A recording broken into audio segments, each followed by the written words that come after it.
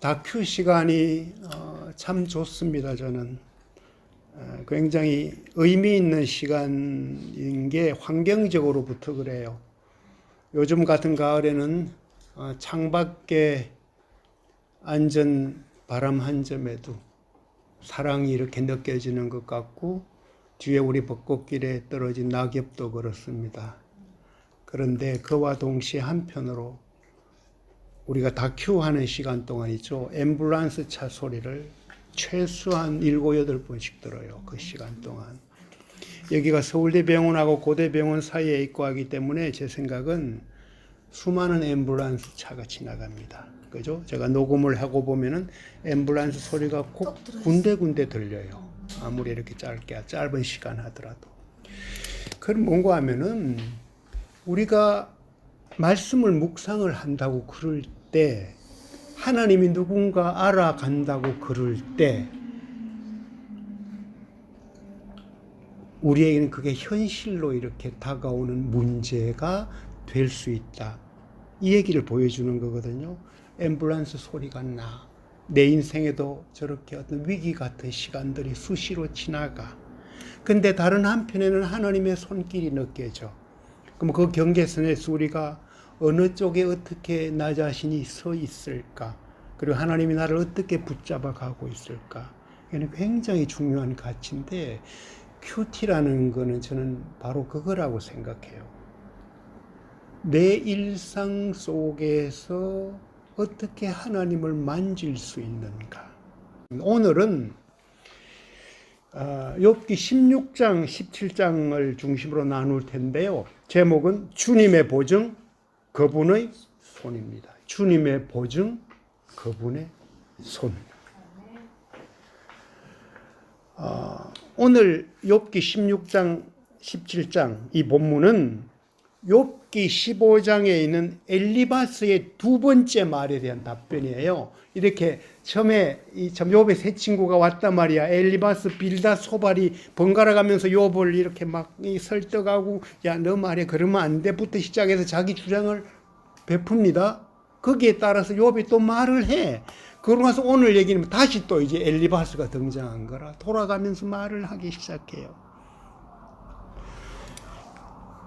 그런데 엘리바스가 던진 논쟁의 핵심은 뭔가 하면 그 얘기예요. 하나님을 대적하면 비참한 종말을 맞게 된다, 이 얘기예요. 근데 하나님 대적하지 마.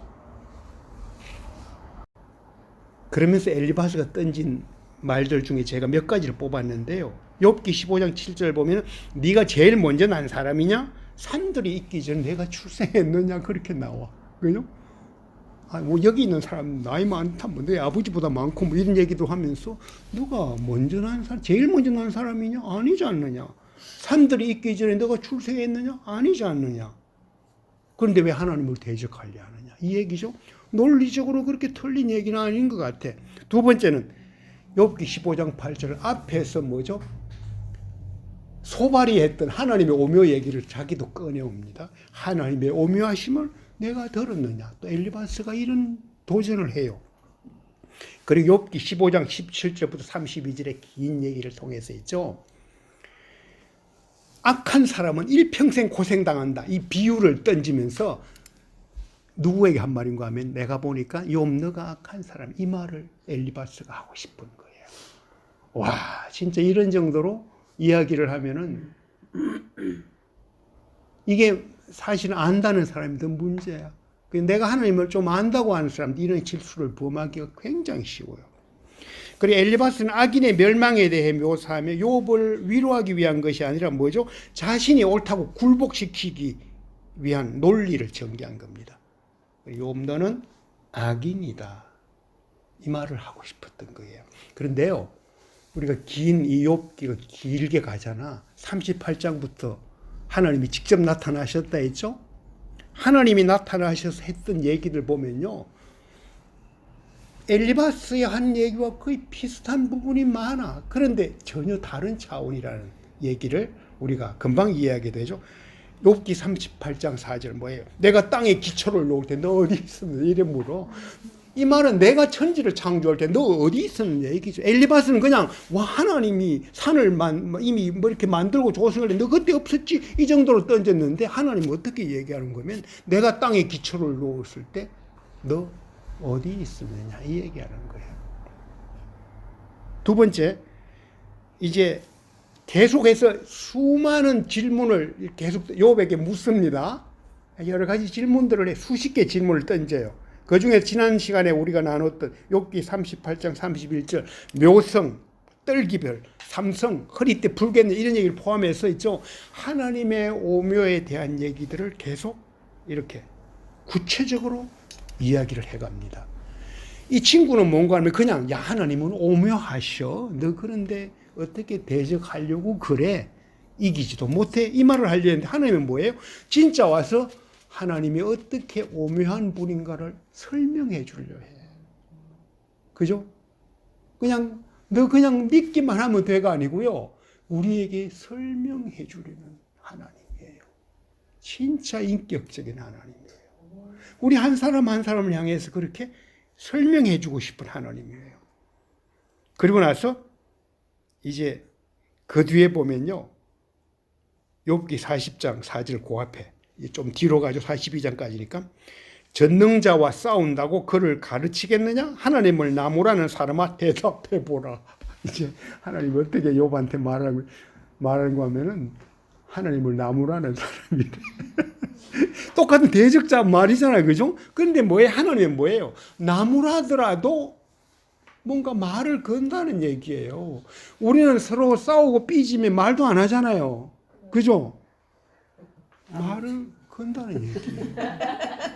말을 그래요. 너 나한테 말이야 그렇게 나를 나무랐지? 대답해 보라고. 너가 싸운다고 나를 가르치겠느냐? 이 얘기를 이렇게 하는 거죠. 그러니까 엘리바스의 얘기와 하나님의 얘기가 뉘앙스는 비슷한데 뭐예요? 전혀 다른 차원의 얘기를 하고 있는 거죠. 그러니까 엘리바스의 질문에 욥은 따지며 대답했습니다. 따졌어요. 그러니까 자기가 한 얘기가 16장 17장이 엘리바스가 한 말에 대한 반론으로 던진 거란 말이에요. 그죠? 그런데 창조주 되신 하나님이 비슷한 질문을 합니다. 아이고 나 입 다물겠다고 할 말 없다고 아예 하나님 앞에 항복을 해요. 그게 뭐죠? 하나님이 나를 이렇게 사랑하고 나에게 직접 오셨고 나와 관계 있는 분이구나. 이것을 깨닫는 순간 다른 것들은 전혀 다른 문제도 안 될 뿐 아니라 그래요? 내가 그냥 할 말이 어디 있습니까? 그죠? 나 할 말 없어요. 결국 하나님의 존재와 능력으로서의 오묘보다는 뭐예요? 하나님과 자신과의 관계에 항복한 욥이에요. 그러니까 하나님의 오묘에 대한 얘기를 수도 없이 설명을 이렇게 한단 말이야. 그죠? 하나님의 오묘. 그리고 참 하나님은 진짜 능력 있는 분이고 그 존재가 참 우리와는 다르다고. 이렇게 생각을 할 수가 있는데 욥이 정작 항복한 것은 크게 항복한 게 아니고요. 나를 찾아와서 내게 말을 걸고 나와 인격적으로 만나준 하나님. 그 관계에 항복했다는 얘기를 정리를 1차적으로 할 수 있을 것 같아요. 두 번째는 자존에서 관계로 찾아오시는 하나님. 이 비슷한 얘기를 제가 좀 더 풀었는데요.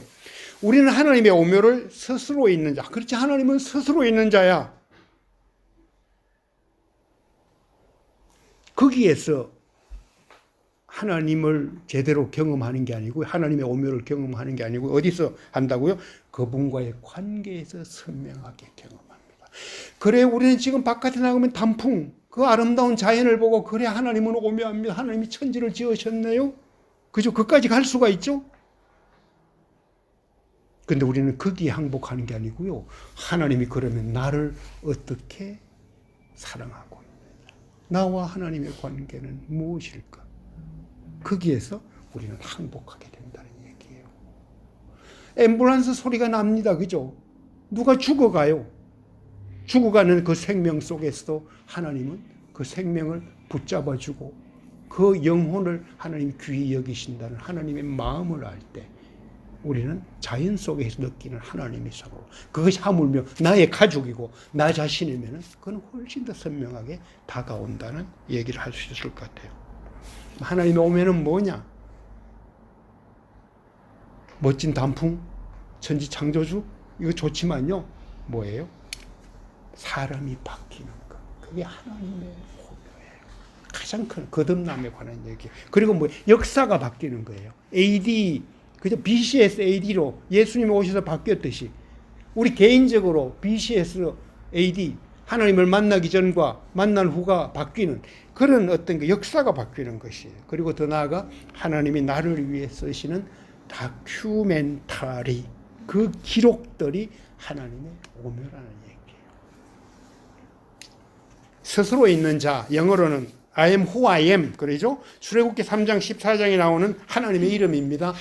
어떻게 알려준 하나님의 이름이에요? 모세가 소명받고 하나님께 이름을 묻습니다. 그때 하나님이 알려주신 이름이 뭐예요? 나는 나다, 이 말이야. 그죠? 나는 스스로 있는 자다. 그런데요, 그 이름 속에 숨겨진 비밀이 있다는 얘기예요. 하나님의 이름이 크고 영화로운 것은 뭔가 하면요, 단지 스스로 존재하심, 그 자존하신다는 데 머물지 않고 세상을 살아가는 인간과의 관계 속에 있다는 것입니다. 출애굽기 3장 13절 15절 보면은 선명하게 나타나 있어요. 모세가 하나님께 아뢰되 내가 이스라엘 자손에 가서 이르기를 너희의 조상의 하나님이 나를 너희에게 보내셨다 하면 그들이 내게 묻기를 그의 이름이 무엇이냐 하리니 내가 무엇이라고 그들에게 말하리까. 하나님이 모세에게 이르시되 나는 스스로 있는 자니라. 또 이르시되, 두 번째 또 이르시되 너는 이스라엘 자손에 이같이 이르기를 스스로 있는 자가 나를 너희에게 보내셨다 하라. 하나님이 또 모세에게 이르시되 너는 이스라엘 자손에게 이같이 이르기를 너희 조상의 하나님 곧 여호와 곧 아브라함의 하나님 이삭의 하나님 야곱의 하나님께서 나를 너희에게 보내셨다 하라. 이는 나의 영원한 이름이요 대대로 기억할 나의 칭혼이라. 뭐예요? 하나님은 스스로 있는 자라는 얘기를 가르쳐 주면서 두 번째 뭐예요? 관계 속의 하나님이에요. 나는 스스로 있는데 그냥 스스로 있는 게 아니고 누구와 관계한다는 얘기예요. 출애굽하는 과정에서 이스라엘 백성과 함께한다. 그 어떤 하나님이냐? 아브라함의 하나님, 이삭의 하나님, 야곱의 하나님. 대대로 이어가면서 역사 속에서 가족의 관계 속에서 함께하는 하나님. 이것을 보여주고 싶었던 거예요. 오늘 우리 본문 보면요, 그게 나오죠. 거기 여러분들이 나누어주셨는데 19절에 보라 지금도 내 정인이 하늘에 계시고 내 보정인이 높은 곳에 계신다 그랬죠. 높은 곳에 계신다. 그게 어떻게 오는 거예요? 오늘 3절 보면요, 17장 3절 이제 놓아주시고 친히 나를 보정해 주십시오. 이거 보정인이 하나님이란 말이에요. 그죠? 나와 손바닥을 마주칠 자 누구겠습니까? 그죠? 나와 손바닥을 마주칠 자가 그립습니다. 뭐예요? 높은 곳에 스스로 계신 하나님이 아니고 나와의 관계 속에서 만나주시는 하나님. 그 하나님을 욥이 그렇게 마음속으로 기대하고 있다는 묵상을 했어요. 출애굽기 13장 14절에 스스로 있는 자는 15절에서 소위 아브라함, 이삭 등 사람과의 관계 속의 하나님으로 확장됩니다. 이런 관점에서 제가 지난번 칼럼에서 한번 썼던 얘기예요.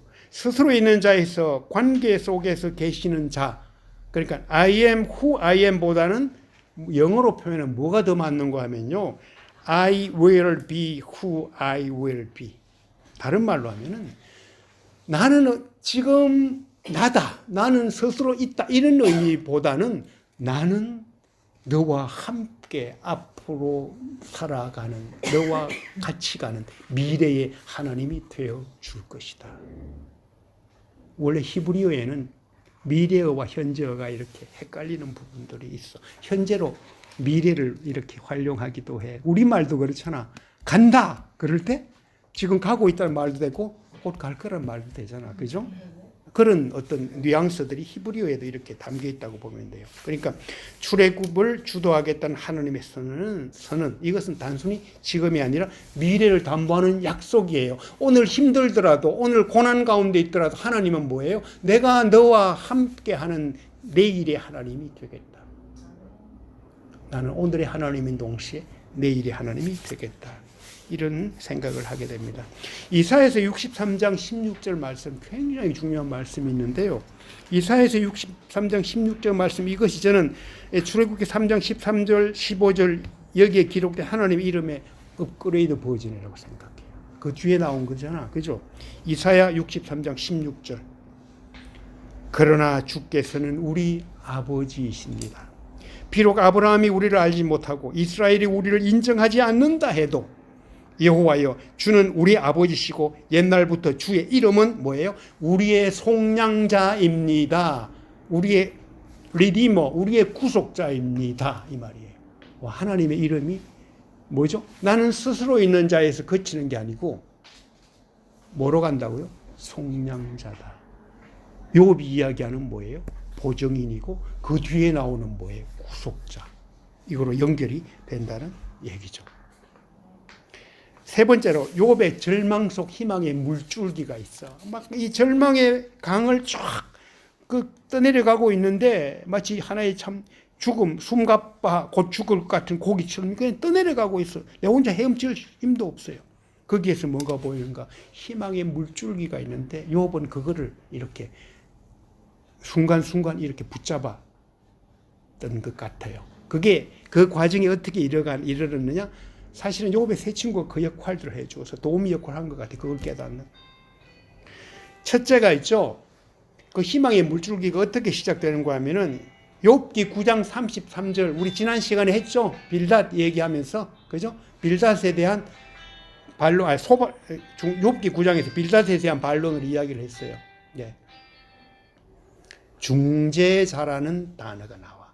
그죠? 이렇게 중재자는 뭐야? 둘이 뭔가 잘하고 잘못해 중간에 재판하기도 하고 야 중재하고 야 그만 싸워 뭐 이렇게 해주는 중재자야. 그게 욥기 16장 19절 오면 오늘 나눈 거잖아요. 보증인으로 바꿔. 보증인은 뭔가 좀 다르지? 단순히 중재자보다도 훨씬 더 조금 더 나아간 거라. 그죠? 그리고 마침내 뭐예요? 욥기 19장 25절 구속자야. 이거는 뭐 자기가 대신 죄 지은 것 또는 빚진 것 갚아주고 해방한다 이런 얘기예요. 그죠? 이 점점 더 이 세 가지 이렇게 과정들이 이렇게 나타났죠. 욥의 절망 아까 조금 나눴죠. 17장 보면 내 기운이 없어졌고 내 수명이 다했으니 무덤이 나를 위해 준비되어 있구나. 이런 심정까지 우리가 다가갈 때가 이렇게 자주 있단 말이에요. 그죠? 내 기운이 없어졌고 내 수명이 다했으니 무덤이 나를 위해 준비되어 있구나. 그래도 우리 정혜순 자매 이 다큐만 나오면은 막 힘이 기운이 생기는 것 같은 얘기를 여러 번 고백한단 말이에요. 그죠? 왜요? 17장 14절 뭐예요? 내가 무덤에게 너는 내 아버지라 무덤 보고 아버지래. 그죠? 아까 이사야 63장 16절 누구 있죠? 주는 우리 아버지라고 하나님이 보여준 비밀이야 이게. 그죠? 하나님의 존재에 대한 이름에 대한 비밀이에요. 그분 우리 아버지야. 근데 욥은 지금 어떻게 무덤 보고 내 아버지래. 그리고 벌레에게 뭐예요? 내 엄마고 내 자매라고. 그죠? 나는 참 그 상태까지 비참해졌다 이런 얘기를 하는 거죠. 자, 이 비슷한 얘기를 했던 사람이 있어요. 다윗이에요. 다윗이 시편 22편 보면은 다윗의 시편 22편 굉장히 중요한 시라고 그러죠. 마치 그게 예수님을 예표한 그런 시라고 그러는데 예수님의 고난을 예표한 거예요.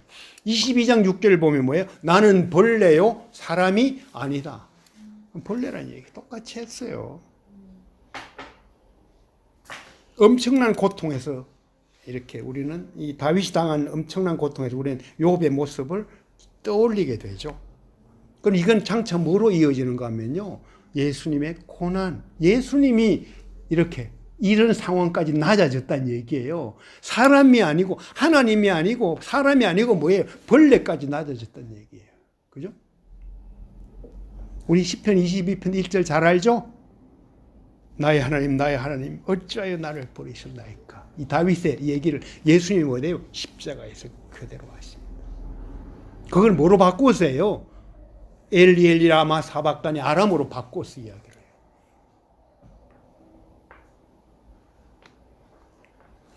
그런데 이 다윗의 시편 22편이 얼마나 멋있는가 하면요. 이 고난과 고통이 있잖아요. 이 마지막에 22장 22절 한번 볼래요? 어떻게 돼 있어요? 읽어주실래요, 누가? 내가 내 형제들에게 주의 이름을 선포하고 내가 사람들 가운데 주를 찬양하겠습니다. 이런 상황, 나는 이런 상황에 처해 있어요. 다윗이 당한 고난이에요. 그죠? 주변에서는 자기를 공격하고 조롱하려 하고 자기 스스로는 뭐예요? 참 도저히 내가 살아갈 희망이 없고 기운이 빠졌다는 그것을 표현을 했는데 맨 마지막 결론이 어떻게 나와요? 내가 형제들에게 주의 이름을 선포하고 내 사람들 가운데 주를 찬양하겠습니다. 그게 우리에게 주신 하나님의 뭐랄까요? 이 어려운 가운데 고난 가운데 우리가 나아가야 할 그 중요한 가치를 이야기를 하고 있죠. 자, 우리가 잘 아는 대로 바울이 로마서 8장에 하나님의 끊을 수 없는 사랑을 이야기했단 말이에요. 그죠? 8장 34절, 39절에 이어진단 말이에요. 이건 저는 어떻게 해석하는가 하면요. 욥을 포함해서 고난받는 자를 향한 메시지예요. 고난받는 자를 향한 메시지예요. 중재자, 보증인, 구속자가 계시되 누가 우리를 그리스도의 사랑에서 끊을 수 있겠습니까? 환난이나 곤고나 핍박이나 배고픔이나 헐벗음이나 위험이나 칼이겠습니까? 좀 더 가면요. 나는 확신합니다. 죽음이나 생명도 천사들이나 악마도 현재 일이나 장래일도 어떤 능력도 높음이나 깊음이나 다른 어떤 피조물도 그리스도 예수 우리 주 안에 있는 하나님의 사랑에서 우리를 끊을 수 없습니다. 이게 하나님의 사랑이에요. 그죠? 마지막 네 번째, 아빠 내 손 잡아줘. 지난번에는 아빠 일기 대신 좀 써줘였어야죠. 오늘 아빠 내 손 잡아줘요. 지난번에 딸이 얘기라면 이건 아들이 한 얘기예요. 아빠 내 손 잡아줘요. 이 하루 이 주일날인데 이 교회 가려는데 큰 애가 침대에서 이렇게 잘못 이렇게 뛰던자 해서 이 이마 여기에 있잖아. 눈썹 이 부분이 찢어졌어요. 가까운 병원으로 갔어요. 이 응급실에 갔는데 응급실에서 참 이 주일날 이런 때가 좀 안 좋더라고. 응급 처치 받고 하기가 뭐 마취를 하고 이런 상태로 해야 되는데 그것도 안 하고 그냥 꿰매겠대 급한 거 의사가. 예. 그래서 이 방법밖에 없냐고 그랬더니 이거 그냥 두면 안 되고 아프더라도 뭐 이렇게 꿰매야 된다고. 그러니까 할 수 없이 그냥 받아 드릴 수밖에 없었고 아들이 이제 그 상황을 알잖아. 판을 보니까 겁나지. 그때 아들이 한 얘기예요. 아주 어릴 때 얘기라 초등학교 들어가기 전 얘기예요. 아빠 내 손 잡아줘요. 아빠 내 손 잡아줘요.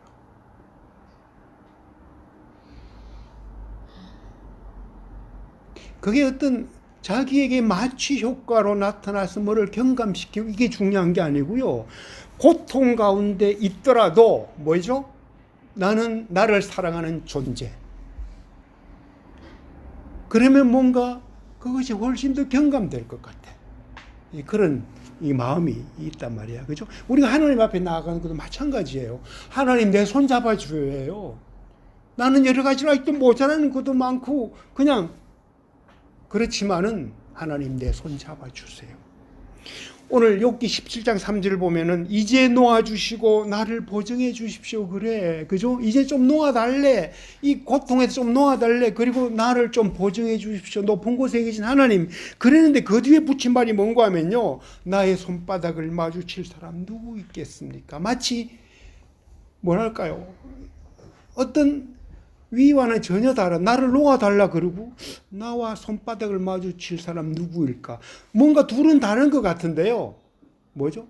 하나님이 나에게 나의 손바닥을 이렇게 잡아 마주쳐주고 나의 손을 잡아준다 이런 얘기입니다. 이 개역개정은 번역이 어떻게 된가 하면은 내 손을 잡아줄 자 누굽니까로 돼 있고요. 우리말 성경은 뭐예요? 나와 손바닥을 마주칠 사람 누구일까? 저는 이거 하이파이브라고 그래. 손을 잡아주는 하나님. 동시에 뭐죠? 나와 하이파이브 하고 싶어하는 하나님. 이 하나님을 저는 이렇게 이 말씀 속에서 묵상을 할 수 있었어요. 그러니까 이제 놓아 주십시오. 나를 보증해 주십시오 해놓고 이 욥이 던진 말 나와 손바닥을 마주칠 사람 누구 있겠습니까? 이 세상은 없지. 그분이 하신다. 예, 그것이 이제 욥이 깨달아가는 중요한 비밀이라는 얘기입니다. 마지막으로 우리 찬양 하나 하고 마칠게요. 오늘 참 여러분들이 자기의 사정에 관한 얘기들을 나누는데 가장 중요한 것은 무엇인가 하면요. 우리의 존재는 하나님의 손으로 지음받은 존재. 다시 말해서 내가 이 세상의 기초를 세울 때 너 어디 있었냐 이 말은 뭔가 하면 너 거기 없었지. 그러니까 나한테 달라들지 마 이 얘기가 아니고요. 하나님의 진정한 심정은 뭐예요? 내가 이 틀을 놓을 때 나는 너도 알고 있었다. 그것이 바울의 에베소서 얘기예요. 만세전에 나를 아시는 하나님. 그렇게 살아가는 하나님이에요. 그럼 그것이 힘이에요. 잘 모를 것 같아. 그럼 어떻게 알아가느냐? 하나님, 내가 이 말씀에 기록된 말씀으로 하나님 당신이 여기에 들어있다고 그러는데 이 하나님을 내가 붙잡고 싶습니다. 내 주님의 손잡고 가고 싶습니다. 내 손 잡아 주십시오. 그런데요, 우리 그 마음속에 이미 하나님은 뭐예요? 내 손 이미 잡고 계실지 몰라요. 내가 느끼지 못할지 몰라. 하나님은 내 손 잡고 끝까지 갈 겁니다. 고난 속에 두려움 속에 있을 때 아빠 내 손 잡아줘요. 제가 그때 어떤 심정을 느꼈는가 하면요. 와 하나님이 내가 이런 기도하면 정말 내 손 잡아주겠구나. 그것을 제가 생각했던 그 시절이 있었습니다. 주님여의 손을 꼭 잡고 가소서. 우리 찬송 부르고 마무리를 할게요. 주님여 이 손을 꼭 잡고 가소서. 약하고 피곤한 이 몸을 폭풍우 감속에 치사 빛으로 손잡고 날 인도하소서.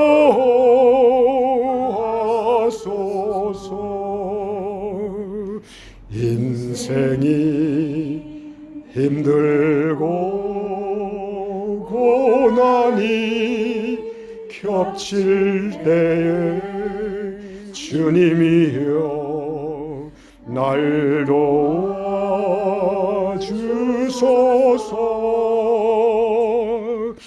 외치는 이 소리 귀 기울이시사 손잡고 날 인도하소서.